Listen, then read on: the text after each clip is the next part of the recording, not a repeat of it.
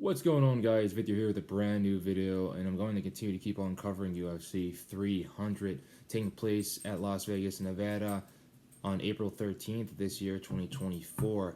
I'm going to talk about the main event, the headliner, one of the most anticipated matchups in the light heavyweight division. I'm talking about the former champion Jamahal Hill versus the current champion Alex Pereira. Jamahal Hill being 12-1 in his career, should be 13-1, but he has won no contest as a result of marijuana being present in the system before the UFC decided to get rid of that in their testing system against Alex Pereira, who is 9-2. Both these guys still relatively new in mixed martial arts. Both these guys only have more than 20 fights underneath their name, which means that they're still pretty green in the sport, but they've been able to accomplish so much in their short time within mixed martial arts.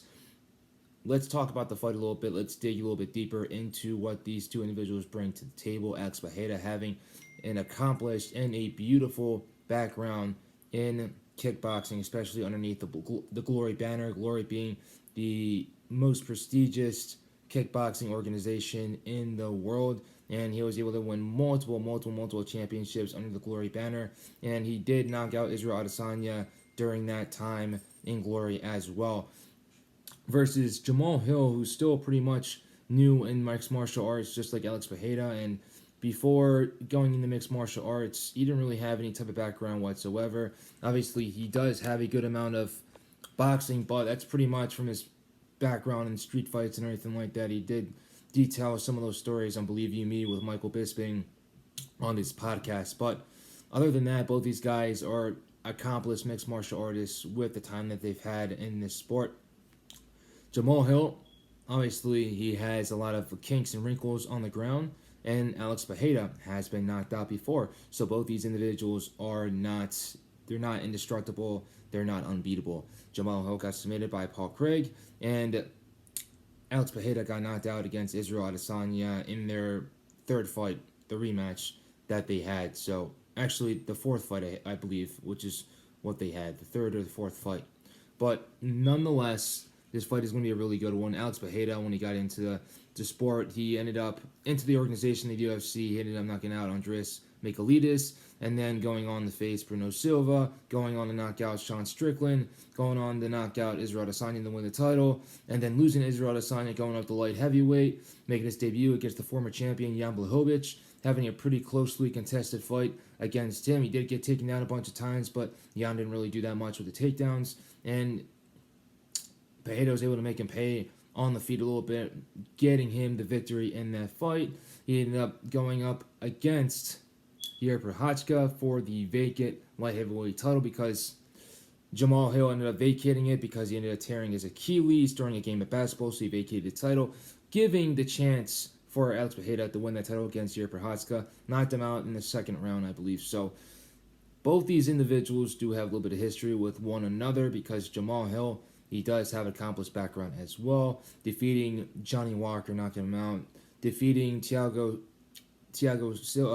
Santos, who was the former title challenger and gave John Jones a run for his money. Also defeating Glover, you know what I mean? I obviously can't forget about Glover. Glover, who's basically the mentor of Alex Pereira. And one more quality win that Jamahal Hill does have is against OSP and Jimmy Crute. Finished OSP and also finished Jimmy Crute. So both these individuals have great backgrounds during their time in the UFC. And both these guys, like I said, they both have their wrinkles.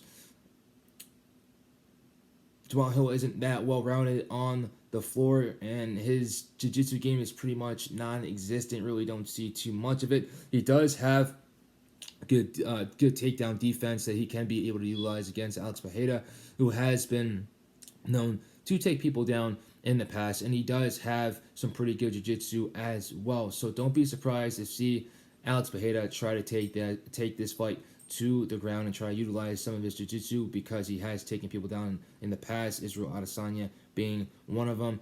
And Jamahal Hill, he's going to want to keep this fight on the feet, but he's going to want to use that movement because he's going to want to evade the left hand of Alex Pereira. The left hand has been able to knock out plenty of people in the past, Israel Adesanya, Sean Strickland, and multiple other people.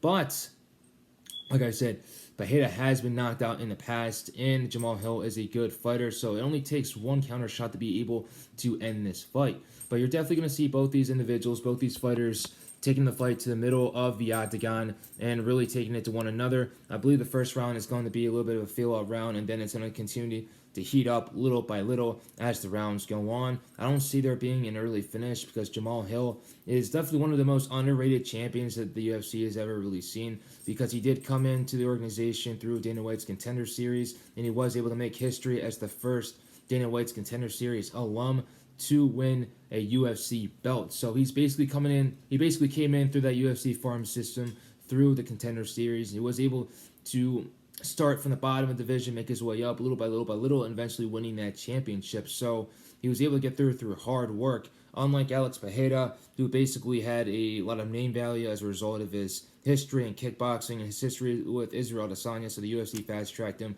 as soon as possible. So after having 3 fights in the middleweight division, ended up challenging for the middleweight championship of the world. Andreas Michailidis ended up taking him out. Bruno Silva won that by split decision, I believe. And then he ended up knocking out Sean Strickland. So after 3 fights, he ended up getting that championship opportunity. He won it. So he was able to become one of the fastest champions in the UFC history. So both these guys having different stories. Obviously, Jamahal Hill coming from Grand Rapids, Michigan, and also Alex Pereira coming from Sao Paulo. So both these guys coming from humble beginnings and just trying to make history in mixed martial arts history in the UFC and continue their upwards trajectory. And like I said, Alex Pereira, he's trying to defend his belt at least one time, eventually move with the heavyweight in the future, try to get a rematch with Israel Adesanya, and then Jamahal Hill is trying to reclaim his belt and eventually get a crack at the heavyweight title himself in the future. So both these guys trying to become multiple weight champions. Obviously, Alex Pereira has already accomplished that himself, and he's going to try to eventually in the future go up the heavyweight and do something that someone's never done in the UFC, win 3 championships in 3 different weight classes, which would be extremely impressive at the same time. So I'm really enjoying this fight and what's going to happen. I know a lot of people had a lot of backlash as a result of this fight being announced to be the headliner of UFC 300. A lot of people were waiting for Brock Lesnar. A lot of people were waiting for Khabib. A lot of people were waiting for Conor McGregor and Michael Chandler if the fight's ever going to happen. But like I said, this fight is going to be a striker's delight. Both these guys are going to exchange strikes. Someone's going to get a counter shot. Someone might get knocked down, come back, and knock their opponent down.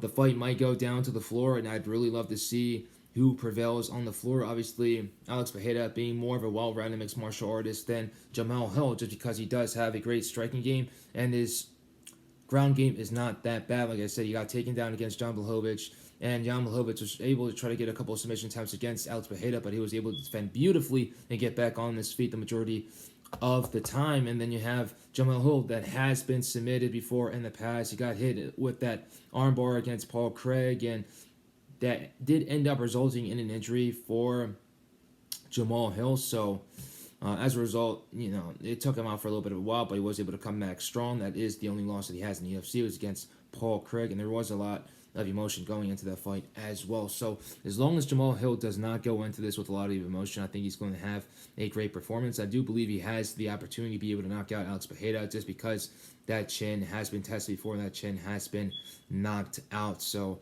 if you ask me who's going to win this fight, I believe it's going to be Jamahal Hill because he has the bigger chip on his shoulder. He has a lot to prove to the whole entire world. And a lot of people are really putting their money on Alex Pereira just because of all the accolades that he's been able to accomplish in 2 different sports. So Jamahal Hill is going to come in here as basically the underdog, and he's going to want to take back what's his, and he's going to want to do it in emphatic fashion at the same time. So Jamal's basically going to go in there, and I believe that he's going to take his time at first, eventually heat up as the rounds go on, and try to take out Alex Pereira. But if I'm Alex Pereira, try to take the fight down. Obviously, if you guys are exchanging, that gives way for an opportunity for Alex to change levels, go in for a double leg, drive in like he did with Israel Adesanya, and get Jamahal Hill basically up against the fence and try to, soften him up with some ground and pound and try to get the back and try to submit him with a rear naked choke, one of the most basic submissions that a lot of fighters like to use in the UFC, but also one of the most effective at the same time.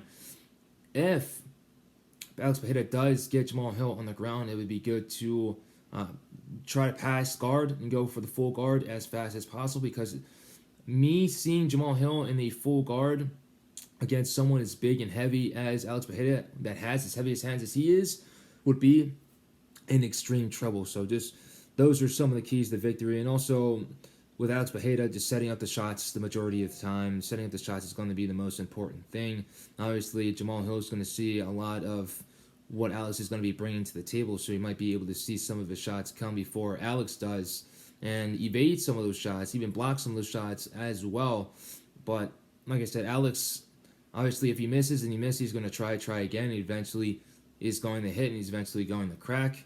And if Jamahal does get cracked, I don't see him really being hurt that much either, which is another reason why I believe Jamahal has the opportunity of winning this fight. We've never really seen Jamahal Hill's chin get tested in the past, so this is going to be a great fight for both these individuals, and a great fight for all the fighters and all the fans out there worldwide. So I appreciate you guys for watching this video. Like, again, I'm definitely going with Jamahal Hill with this one. I don't know if there's going to be a finish in this fight, but he does have a possibility of finishing him. I kind of seen this fight going the full 5 rounds, and Jamahal Hill getting the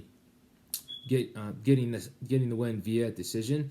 And if there was one thing about Jamahal Hill in the past, it was about his gas tank, but he was able to prove a lot of people wrong at the end of the day, especially with that fight against Glover, going the full 5 rounds and really putting a beating on him. He was literally bathed in Glover's blood. If you guys saw the video of his corner pouring the water over his hair, rinsing his hair out, and the Glover's blood literally coming down Jamahal Hill's face, which was a pretty weird image to see, but at the same time just basically exemplified how much of a beating that he put on Glover Teixeira. So it's definitely going to be a good fight, seeing 3 of those individuals basically around the same area as one another: Glover, Alex, and Jamahal, just because the 3 of them have history with one another. So that just adds even more intrigue to the fight.